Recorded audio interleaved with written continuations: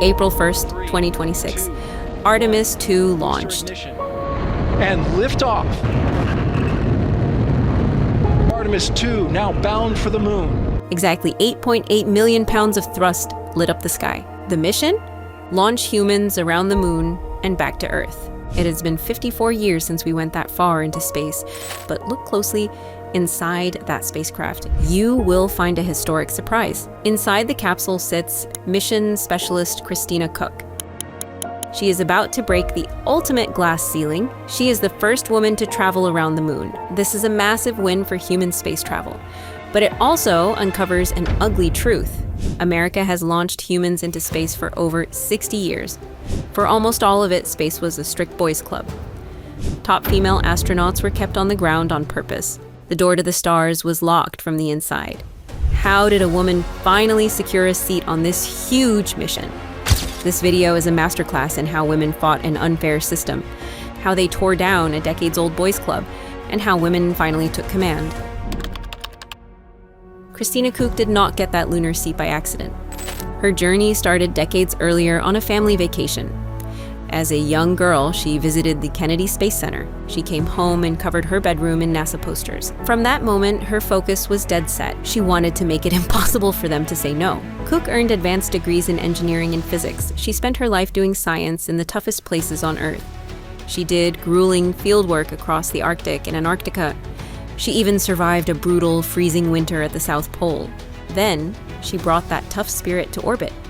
She spent 328 straight days living on the International Space Station. This is still the longest single spaceflight by a woman. But zero gravity? It's tough on the body. Your bones get brittle. Your head and spine swell up with fluid. Yet, Koch showed top-notch physical markers. She was good to go. In October 2019, she stepped outside the airlock. But she did not step into space alone. She was tied to fellow astronaut Jessica Meir. Together, they pulled off the very first all-female spacewalk. This was a massive mindset shift for the agency. For decades, women worked under male bosses. Koch and Meir got rid of the chaperone rule completely. And Koch did not just do this once. She finished 6 total spacewalks during her trip. You have to fight a 300-pound suit just to close your hands. Every single move is an exhausting battle. They proved an all-female team could crush the toughest environment. Koch proved she was an elite team player. She was the absolute perfect choice for Artemis II. But here is a dark, frustrating truth. Having the perfect resume used to mean nothing at all. Because 60 years ago, Christina Koch would have been grounded. She wouldn't have even been allowed inside the ship. Despite her skills, the system would have kept her at a desk. Her brains were fine for the math department, but banned from the cockpit. She would be doing the math for a man to take her seat.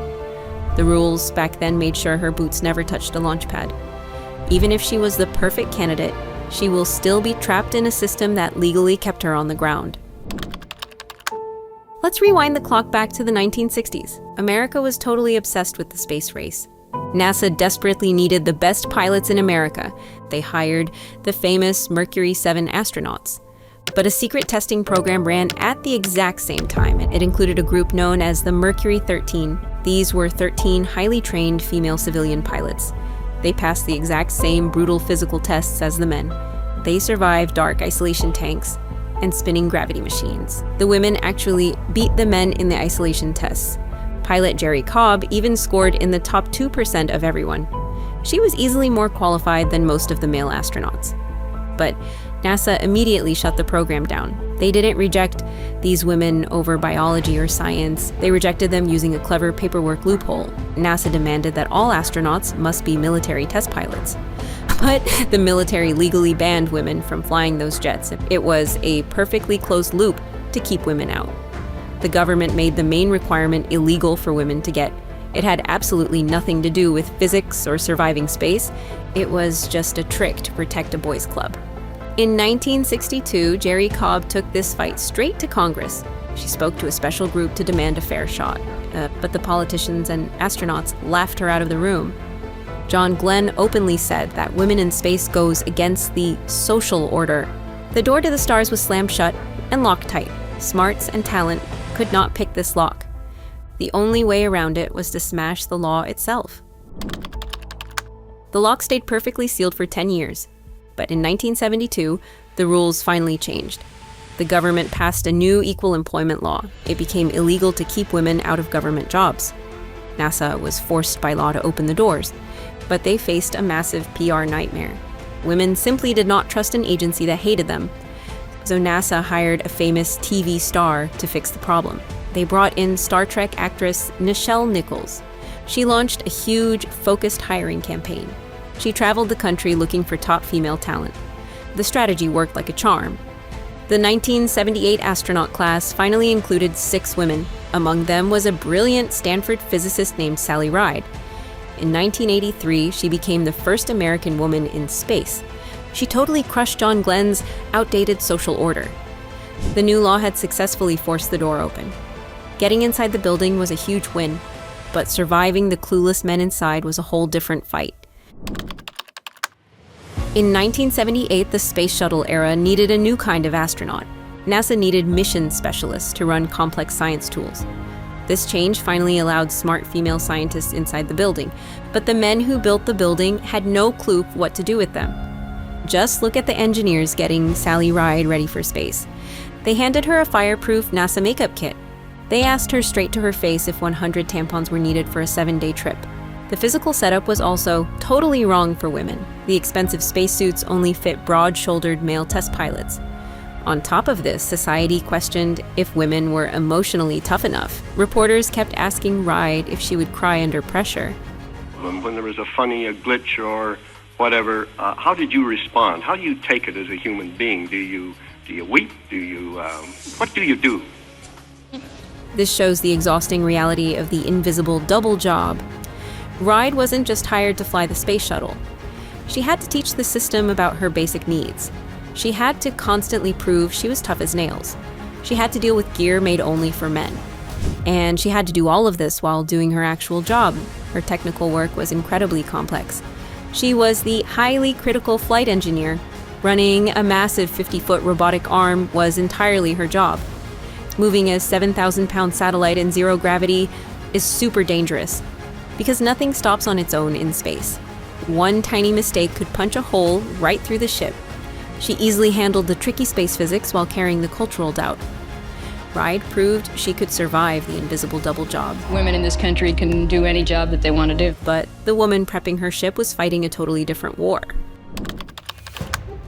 The night before Sally Ride launched, the cockpit was dead quiet. There was exactly one person inside that spaceship. She was doing the critical overnight switch check. Her name was Anna Fisher, a smart medical doctor and astronaut. She was also 8.5 months pregnant. Fisher was crashing right into the maternal wall. This is the toxic idea that a mother should not have a big career. If she does, society quickly tags her as a bad mother. For decades, pregnancy in aerospace meant an automatic no. But Fisher proved the broken system wrong. She did the tough overnight work with a massive baby bump. She refused to let biology be used against her. Just 2 weeks before she gave birth, NASA made their choice. They officially put her on the Space Shuttle Discovery. In November 1984, she became the very first mother in space. She flew when her daughter was just 14 months old. I know there were some people who thought that what I was doing was wrong. Anna Fisher is a good astronaut, she's a good doctor, she's a good citizen, but is she a good mother? That will be the question on millions of minds when the first astronaut mother goes up, leaving a year-old daughter behind. She handled complex space math while raising a baby at home. Fisher exposed the ugly truth of the motherhood penalty. This is the heavy price society charges ambitious moms. If you strive for a massive career, people call you a bad parent. The system demanded a choice between her family and the stars. Fisher looked at the system and simply took both. The mental roadblocks of the 1980s were finally smashed. But to truly control the future, women had to take over the mission control. Surviving the spaceship is a huge win. But real power doesn't just sit in the passenger seat. Real power also sits inside the launch control room. Look back at the famous Apollo 11 launch in 1969. Look at the old photos of the main firing room. You will see a sea of white shirts and dark ties, but if you look very closely, you will see exactly one woman. Her name is Joanne Morgan. She was the brilliant instrument controller for the Apollo mission, but getting into that room was a daily, humiliating fight. Security guards constantly blocked her from entering the building. They looked at her real NASA badge and called her a liar. They didn't believe a woman could be a senior engineer. She faced nasty sexism before she even reached her desk. And how many women were there in your work group? Oh, none, just me. None, okay. In fact, I was the first woman summer student the Army had. Once inside, she was totally alone in a room of men. She had to deal with dirty prank calls on her work phone. She was forced to handle a terrible, toxic workplace, but Morgan refused to just be a side note in history. She worked her way up to become a senior boss. Then she did something very smart. She used her top power to actively help other women. Well, I've seen a huge change at Kennedy Space Center in Florida, where I worked from off and on from 58 to 2003 when I retired. Now almost half of the directors' direct reports, the top echelon of executives, are women. She didn't just offer friendly advice over coffee, she forced open the heavy doors of the firing room. Because you can't just have women inside the ship, you need women calling the final shots. Her aggressive help completely changed the agency. Fast forward to the launch of Artemis II, the person making the final go for launch call is a woman. Good luck. Godspeed, Artemis II. Let's go. Her name is Charlie Blackwell Thompson. She is the first female launch director in NASA history. She holds total power over the biggest rocket ever built. This massive shift in power did not happen by accident. It was built step by step over 60 hard years.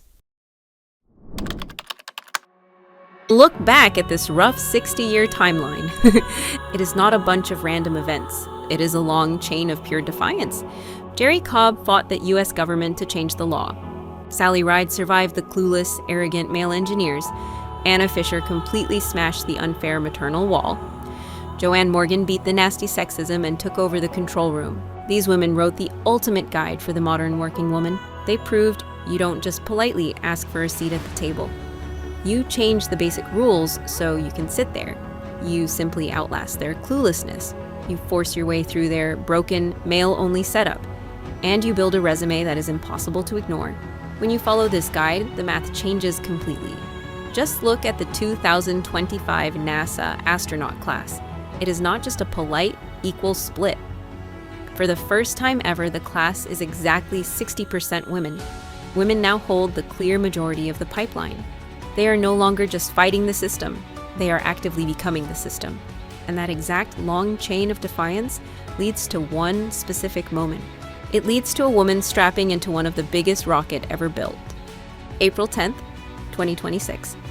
Exactly 10 days after launch, the Orion capsule splashes hard into the Pacific Ocean. The 10-day Artemis II mission is officially over. Inside the burnt spaceship sits Christina Cook. She just traveled exactly 252,756 miles away from Earth. She went further into deep space than any human ever has. Decades ago, she was just a little girl staring at NASA posters. She dreamed of a world that legally refused to let her in. But she did not just sit around and wait for permission. She used her brains and forced her way inside. When she finally looked out the window of that spaceship, she didn't just see the dark side of the moon.